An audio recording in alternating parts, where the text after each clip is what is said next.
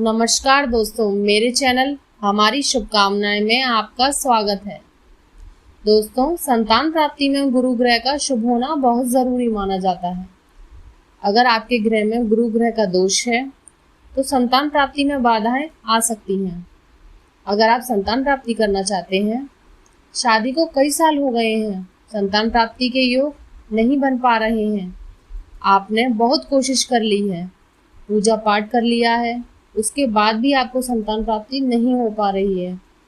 जो महिलाएं जिनके घर में लगातार कन्या ही कन्या जन्म ले रही हैं, जो चाहती हैं कि पुत्र रत्न की प्राप्ति हो, तो ऐसे में आप इस वीडियो में बताया गया सरल सा उपाय ज़रूर करें। गुरुवार के दिन अगर आप व्रत रखते हैं, जैसे कि 7 गुरुवार आप व्रत रखती हैं, तो भी आपकी जो मनोकामनाएं होती हैं वह निश्चित ही पूरी होती हैं।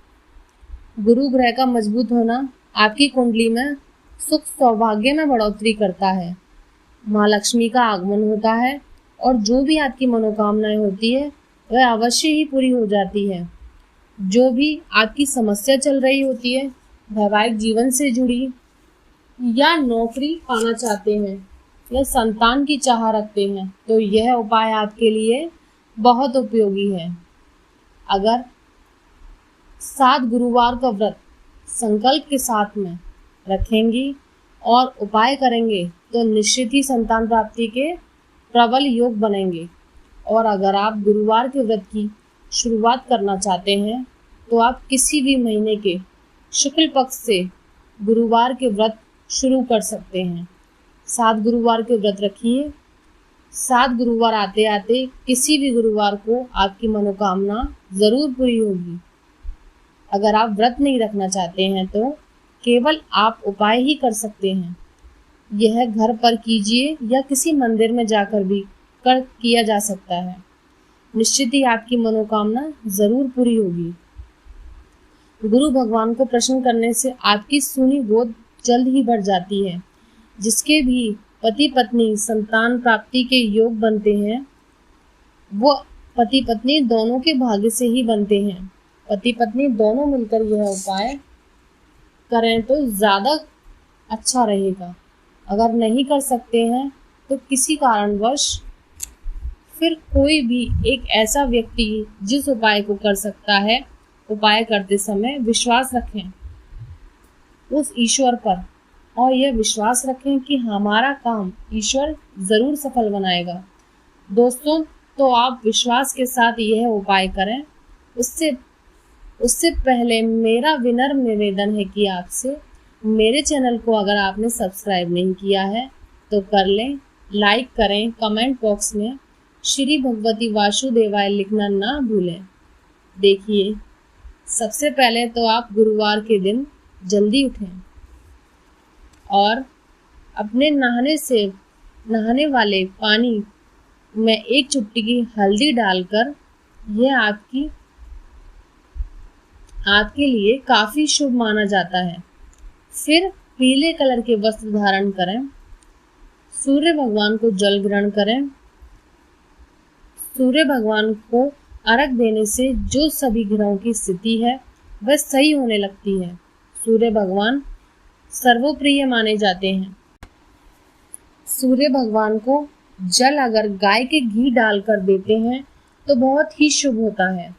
उसमें थोड़ी सी हल्दी भी डाल लें। इसके बाद आपको क्या करना है दोस्तों, एक सूखी हल्दी की गांठ होती है ना, वो लेनी है, 1 सुपारी लेनी है और पीले कलर की कोई भी मिठाई ले सकते हैं। तो आपको एक दोने में हल्दी की गांठ और साबुत सुपारी और 2 पीस पीली मिठाई के लेने हैं।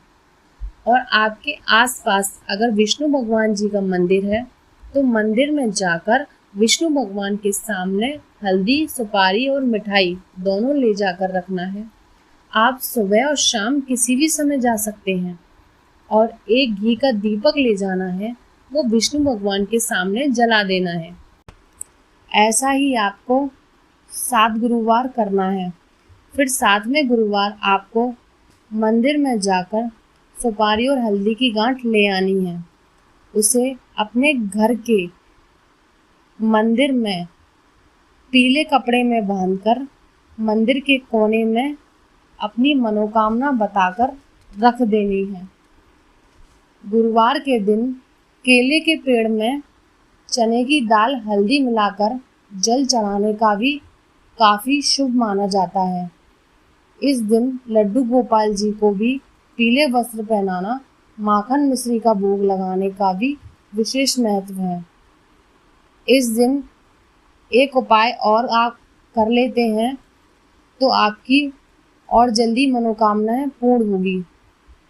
इस दिन 2 आटे की लोई बनानी है, उस पर चने की दाल, गुड़ और हल्दी रखकर गाय माता को विष्णु भगवान का नाम लेकर और अपनी मनोकामनाओं के साथ खिलानी है। ऐसा 7 गुरुवार करना है। दोस्तों, देखना आपके घर में जो भी समस्या होगी वो समाप्त हो जाएगी और संतान की चाह रखने वालों को संतान की प्राप्ति ज़रूर होगी। प्रिय दोस्तों, आज की जानकारी के लिए धन्यवाद। कृपया मेरे चैनल को सपोर्ट करिए, सब्सक्राइब और लाइक करना ना भूलें।